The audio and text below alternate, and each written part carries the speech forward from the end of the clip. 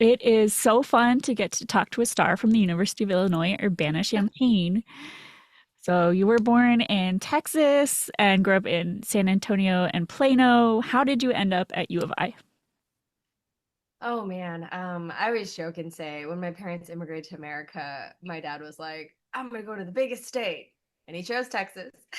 So we were in Amarillo, Texas, and then my dad was like, he taught taekwondo, and he also had a very entrepreneurial spirit. So we just kind of moved around a lot, and we were hustling. He was hustling, and so we went from all around Texas to Minnesota. And when I was in Minnesota, I remember when it came time to apply for colleges and universities, I'm like a big scaredy cat, so I didn't want to go anywhere far. I think I applied to like University of Minnesota, UMich, and University of Illinois, and ended up at University of Illinois, which I think is such an important part of actually like how I kind of became who I am today.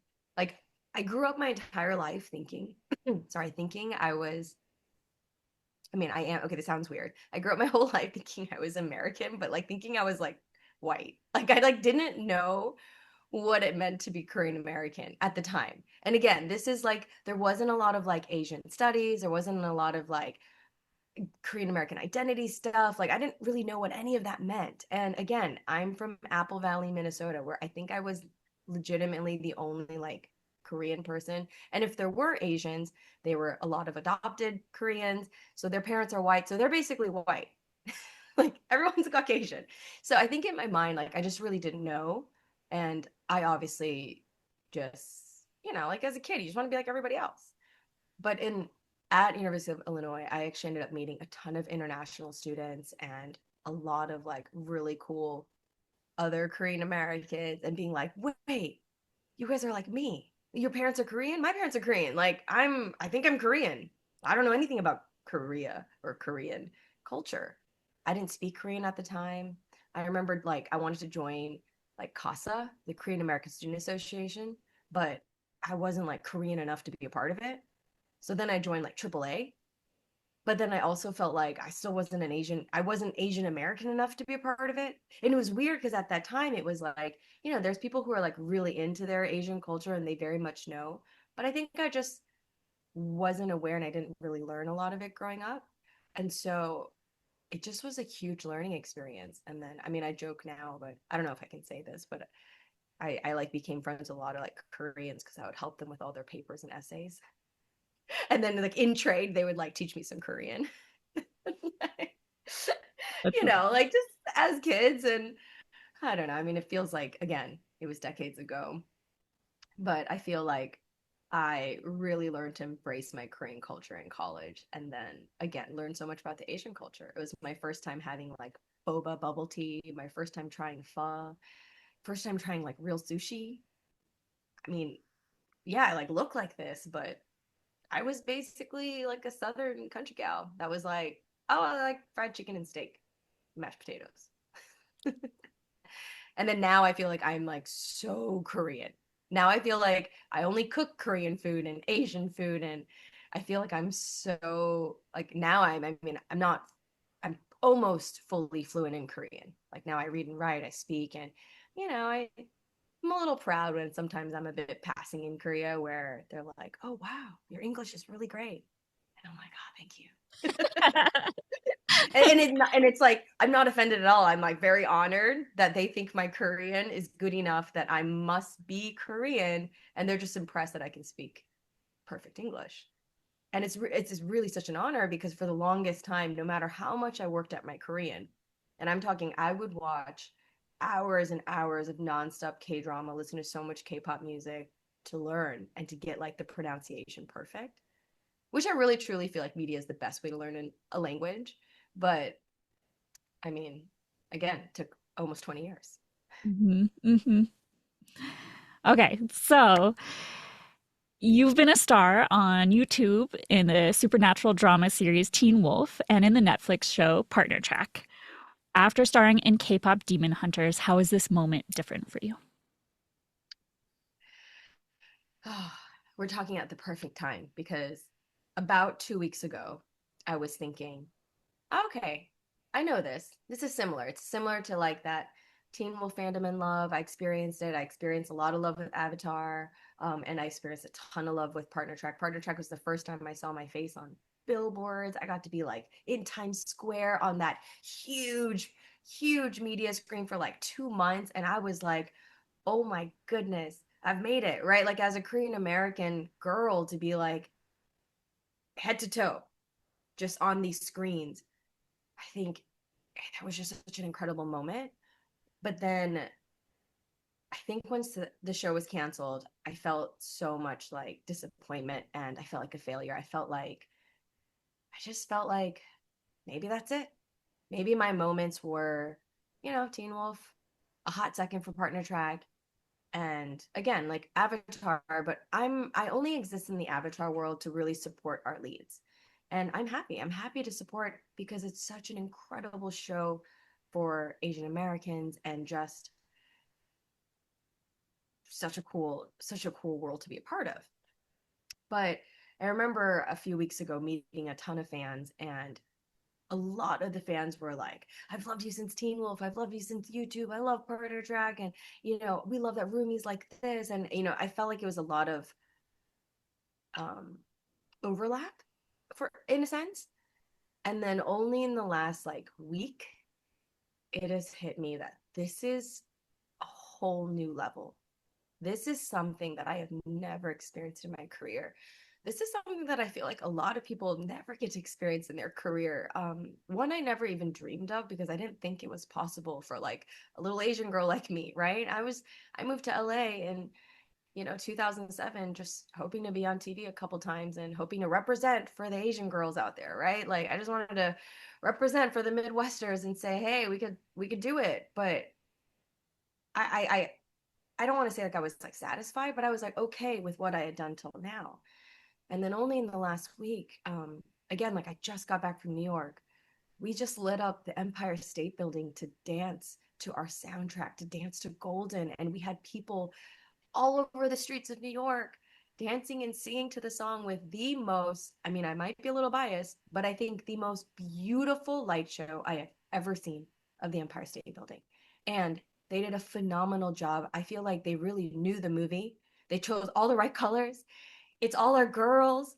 All of Huntrix is represented. And it's just, oh my gosh, I feel like I've just been like crying all weekend because it feels like such a dream. It feels so incredible. And again, to be a part of a movie that brings so much joy and so much hope and happiness to everyone is like, this is the magic of movies, right? This is why people make movies.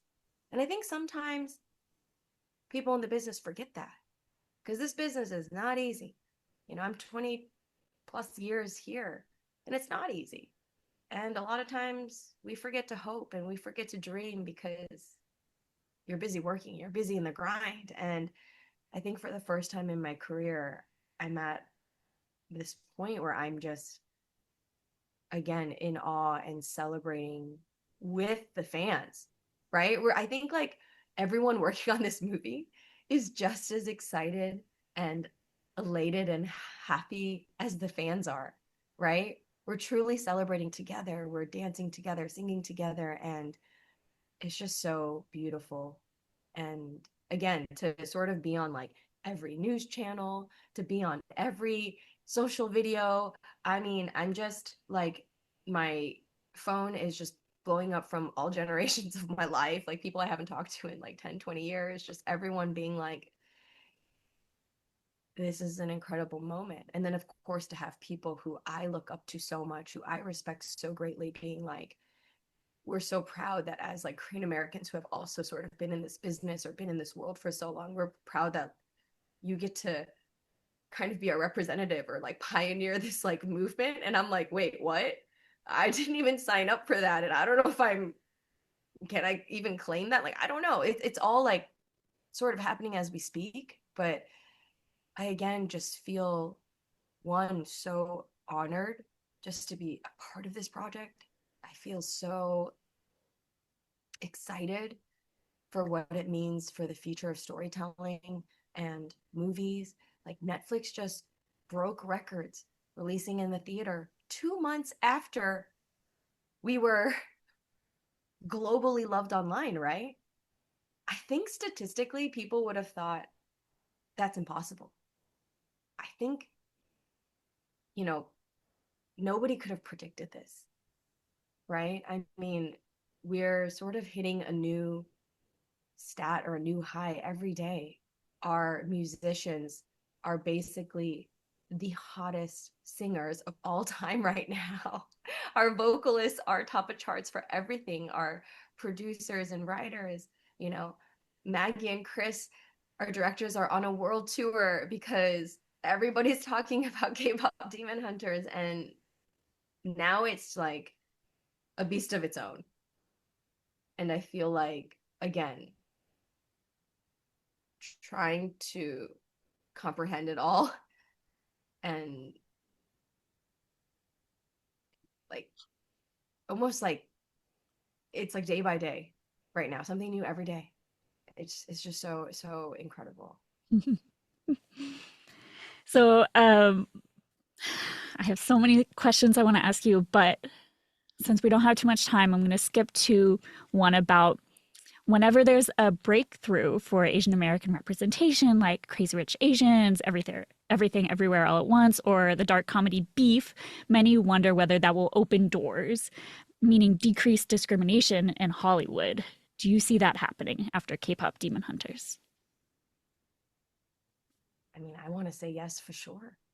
I want to say yes because I don't think this is just for Asian Americans. I think quite often, like I'm a huge animation lover. I love animations. I love movies. I love the whole experience. But I think so often I see female leads, girls, either they can only be strong, or they can only be like beautiful and perfect, or they can only be like boxed. And I feel like something that Maggie and Chris were able to accomplish with Huntrix is they really have it all. They are strong, they are talented, they are beautiful, they are fearless, but then they're also vulnerable. They're funny, they're girls, they're silly, they're cute. I mean, they're insecure, right?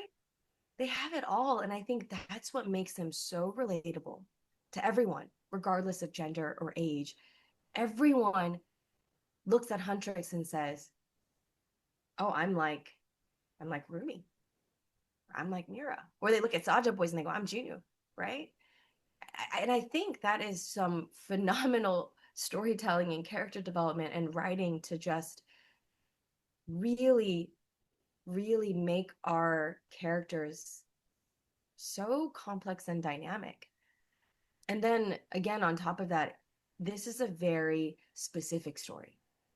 They are Korean and Korean American. This is in Korea. Korean culture is literally sprinkled throughout the entire movie, but it's also like the foundation of the film, right? We see COEX, we see Namsan Tower, we see the streets of Gangnam, we see the Korean subway station and like the the what's that called? Like the speaker and the announcement in the subway.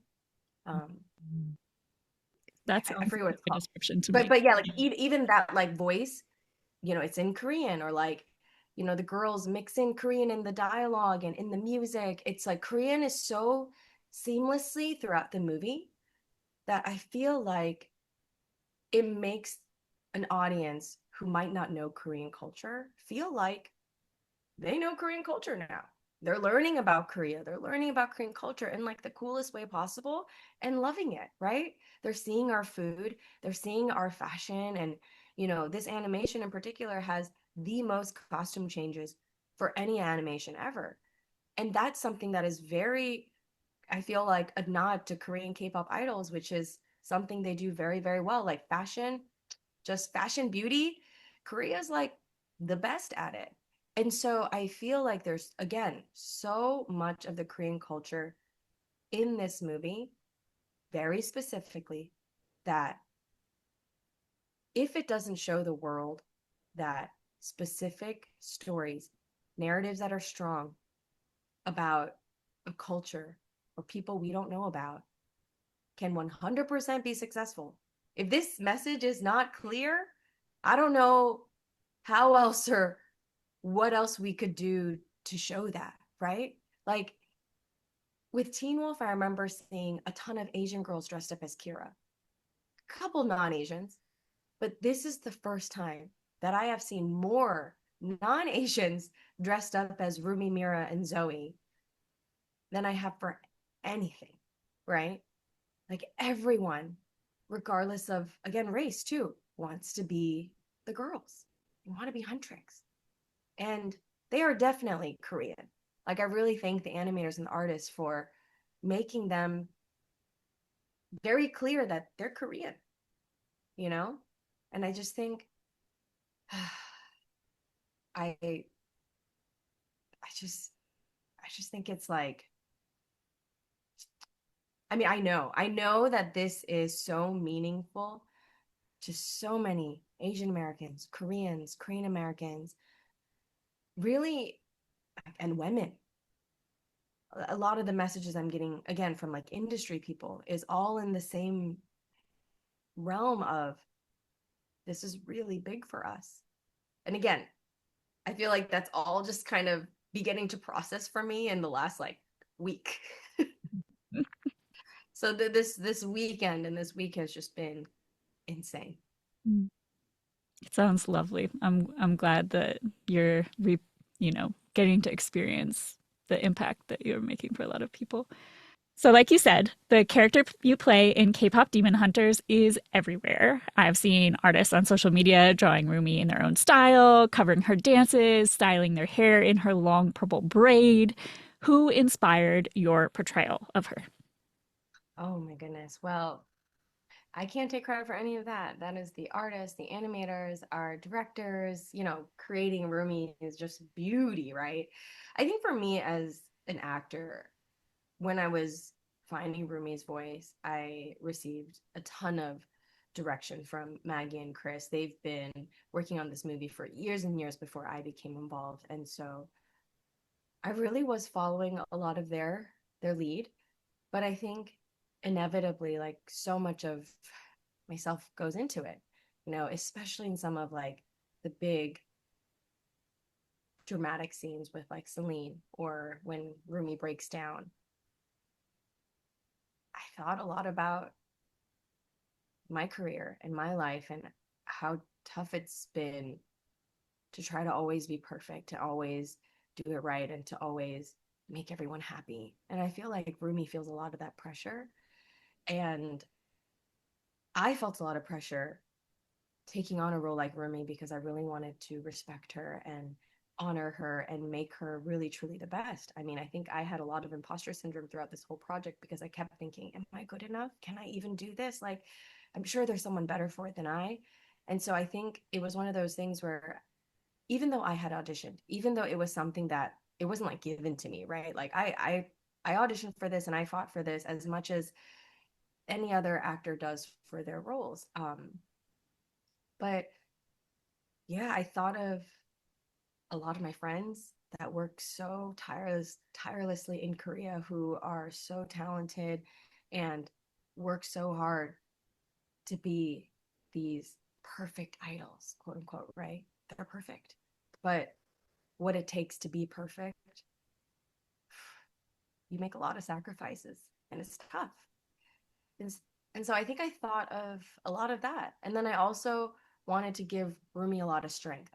So I thought of a lot of like, hero girls I saw growing up. And I think I wanted her to be, again, everything. I wanted her to be how she was written. She was written in such a fun way where even though she was the leader and she was perfect, she was funny. She was silly. She was awkward. And, she was hiding something. So I think I just tried to be genuine and authentic to who I thought Rumi was. And I really do believe her voice was found collectively. Mm-hmm. You've mentioned in the past that K-pop bands Blackpink and solo artist IU are some of your favorites. Do you have any top songs you're listening to this week? Oh my gosh. I mean, I've got to be honest. I think for the last couple months, it's just the K-pop Demon Hunter soundtrack. It's everywhere. It's what everyone wants to listen to. It's amazing. Even my own glam team, I'm like, aren't you guys sick of it now? But even when we're getting ready, that's all they want to listen to, and it's such an honor. But yeah, I mean, I feel like now we can't escape it. K-pop Demon Hunter soundtrack. It is literally the entire charts is the entire chart is the entire The entire soundtrack. So I album. feel like I mean it's K-pop Demon Hunters, but I won't lie. I'm still listening to Blackpink and Lisa and Jennie, and I'm still listening to BTS, and I love aespa. I love like I just like love all like girl power songs. I think I love anything that uplifts and makes you feel like, yeah, I can do that or I'm the best. Because I feel like, you know, I mean, I don't talk about this often. Not a lot of people know this, but I am actually quite introverted. And I think why I love acting is because acting, I get to be someone I'm not. I get to be a cooler version, or I get to be the coolest girl, right? Like I get to be like Rumi. I could never be Rumi, but my voice gets to be Rumi. And I think with music, it's sort of always been something that is so powerful and special to me, where I kind of listen to music to get me into the right vibe or the character. And I feel like even for this movie, it was so important every time I would do the sessions because we're not getting into hair and makeup. It's hard to feel cool and awesome. But I would listen to a lot of K pop to be like, okay, I know I don't feel it, but I gotta tell myself I'm like 21. Like, like I'm the hottest shit, right? Like that I am Blackpink, I am aespa, like I am like and I think I was just telling myself that I am these girls so that I could make sure Rumi was like really strong and confident and cool. Which again, as an actor, I always tell people you need your hair, you need your makeup, you need your wardrobe and styling team, and you need the shoes. I know it sounds silly, but for some reason, when I'm not in the right shoes, I never feel like the girl. But with voiceover, it's different because it's just like our voice. And oftentimes, like we have to be in like very comfortable clothes, like no accessories, no shoes that make noise because we don't want like all that extra sound. And it was interesting to find that without having all of the help. But The music. it was really, Mhm. really fun. Mhm. All right. Thank you to K-pop Demon Hunters lead actress Arden Cho for talking with me. I'm Emily Hayes with Illinois Public Media.